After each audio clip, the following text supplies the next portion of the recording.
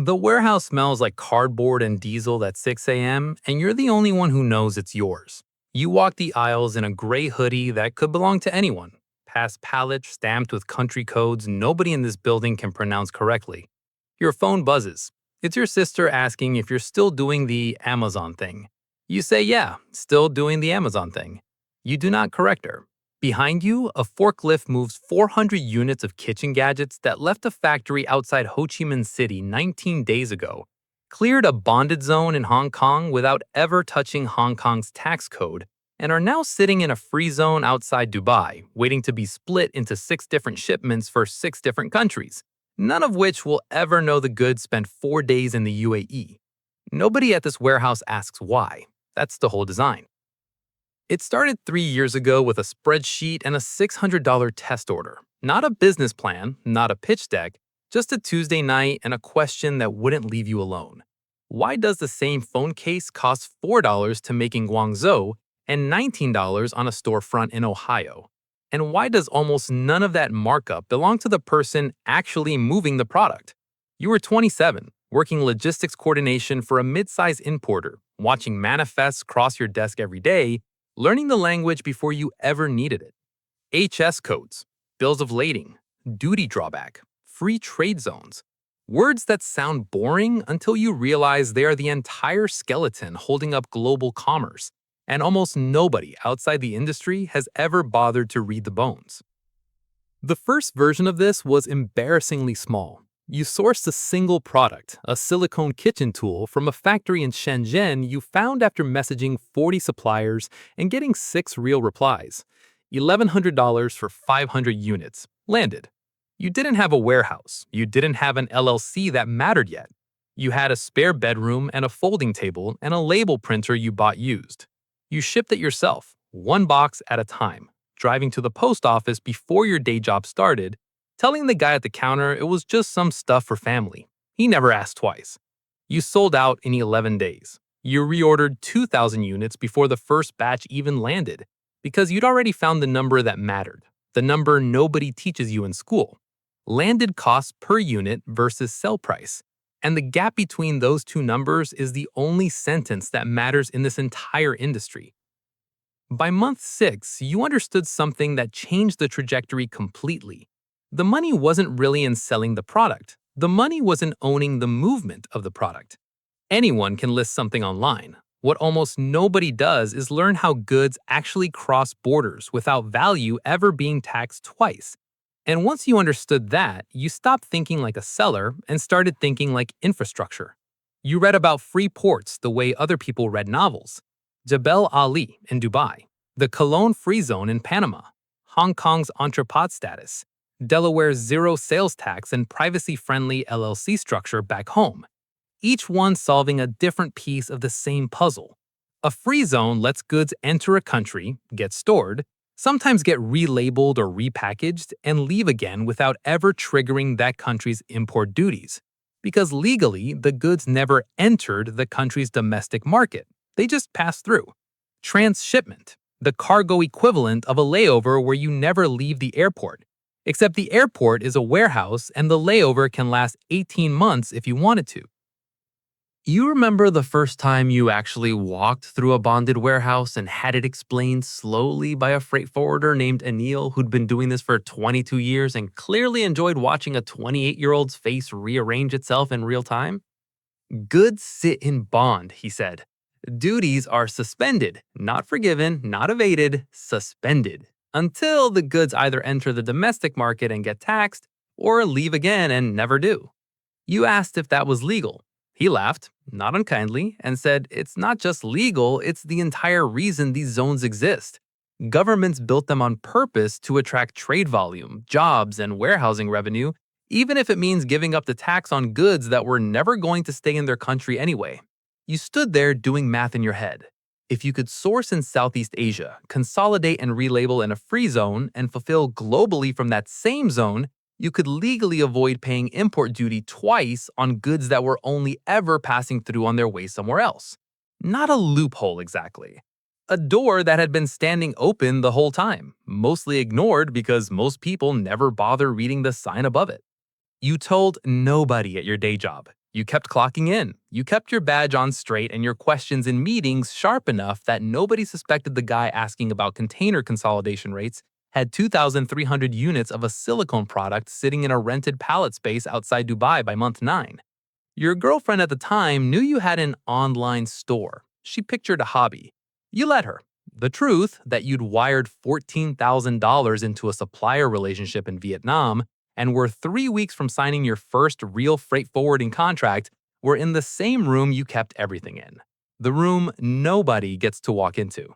By year 2, you'd stopped selling one product and started operating like a small consolidation hub. You sourced from 4 factories across Vietnam and southern China, all producing adjacent categories: kitchen goods, small home tools, phone accessories, cheap enough per unit that the margin lived entirely in volume and in how efficiently you moved things. You rented your first real bonded storage space, 400 square feet inside a shared free zone facility outside Dubai, the kind of space that looks like nothing from outside and moves 6 figures of inventory through it every quarter. You hired a local operations contact named Fareed on a part-time contract, who handled customs paperwork you didn't yet trust yourself to file correctly. You paid him $900 a month, and he saved you from at least 2 mistakes that would have cost you 5 times that in penalties. You learned that in this business, the person who understands the paperwork is worth more than the person who understands the product, every single time. The scaling happened quietly, the way everything else in your life happens now. You stopped dropshipping single orders and started importing in bulk, consolidating shipments from multiple factories into single containers before they ever left Asia, cutting your per unit freight cost by almost 40%.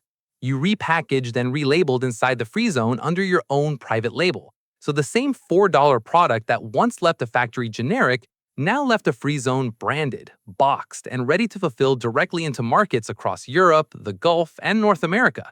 Each shipment routed to take advantage of whichever bilateral trade agreement made the destination country's import duty lowest. Double taxation treaties exist specifically so a company doesn't get taxed on the same income or the same goods twice across 2 jurisdictions.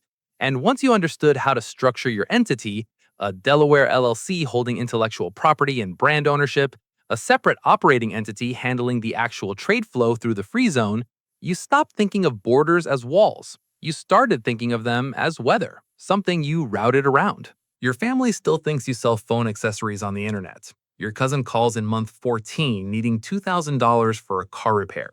You send it within the hour and say nothing else. He doesn't know that same week you signed a lease on a second free zone unit, this one in Panama's colon free zone, the largest free trade zone in the Western Hemisphere, specifically to shorten your fulfillment time into Latin American markets that had been sitting untouched because nobody sourcing from Asia bothered building infrastructure that close to them. You flew down once, stayed 4 days, walked a facility the size of 11 football fields packed with goods from 100 countries, none of which had paid a cent of Panamanian import duty because none of them were staying in Panama. You remember standing there, thinking about the version of you 3 years earlier, driving boxes to the post office before his shift, and how neither version would have believed the other existed. The stress didn't disappear as the operation grew. It changed shape. Where it used to be, will this order sell, it became, is this shipment properly documented if customs in 3 different countries decide to audit the paper trail this quarter? You learned to keep records obsessively, not because you were doing anything wrong, but because in an industry built on legal gray edges, the only real protection is being able to prove instantly and completely exactly why every dollar moved the way it moved. You stopped sleeping through the night during your first serious customs inquiry in year 2, an 11-day stretch where shipment got flagged for reclassification at a port in Rotterdam, and you sat with a customs broker at 2 a.m. your time reviewing HS code documentation until your eyes burned. It resolved, no penalty, just a reclassification and a 2-week delay. You didn't tell anyone it happened. You went to your cousin's birthday dinner 4 days later and ate cake and answered questions about the Amazon thing with the same flat, boring honesty you'd perfected. Fine, nothing much. By year 3, you had crossed a threshold you hadn't fully planned for. You weren't dropshipping anymore, not really. You had become the infrastructure other, smaller sellers rented from. 3 private label brands ran their entire fulfillment through your free zone warehouses on a revenue share basis, paying you a per-unit handling fee to store, relabel, and distribute their goods using the same route structure you'd spent 3 years building. You went from being a guy moving product to being the guy who owned the pipes other people's product moved through. That distinction changes everything about how the business feels. You are no longer exposed to any single product's demand curve. You are exposed to trade volume itself. And trade volume, unlike any individual product trend, almost never goes to zero.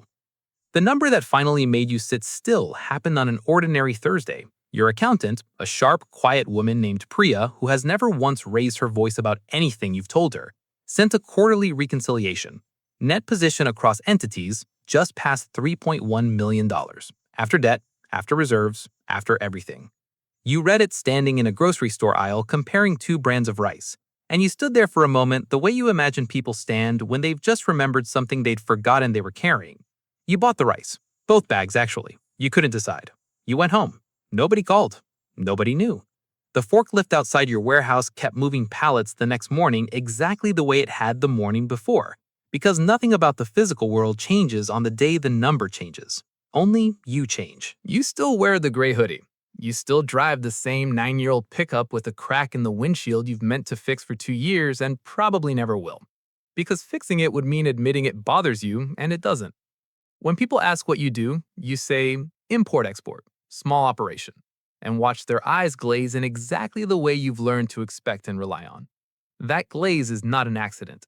It's the same silence that let a spreadsheet in a spare bedroom become 3 warehouses across 3 continents. None of them paying tax twice on the same box. All of them moving quietly enough that nobody outside a handful of freight forwarders and customs brokers has any idea the scale of what actually passes through your hands in a given month. Some nights you think about telling your family the real number, not out of pride, just curiosity. The way you'd wonder what a room looks like from a doorway you've never walked through.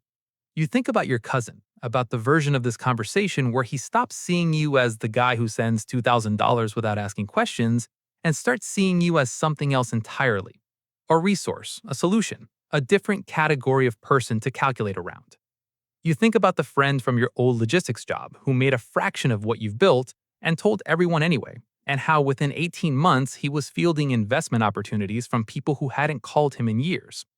You have decided quietly, the way you decide most things now, that the silence isn't hiding. It's the tariff you refuse to pay.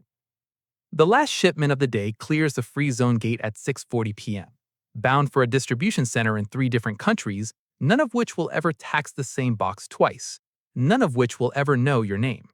You lock the site office, the one with your name on nothing, not even the lease. You drive home past a strip mall, past the gas station, past a life that looks, from the outside, like absolutely nothing is happening. And you think about the question that sits with you some nights the way it sat with you at 27 in a spare bedroom with a spreadsheet and $600. If you built an entire invisible empire, moved goods across a dozen borders without a single flag ever having your face on it, and never once let the world see the size of what you actually own, would it still count as winning? Or is the silence itself the last tax you'll ever pay? The one no free zone in the world can help you avoid?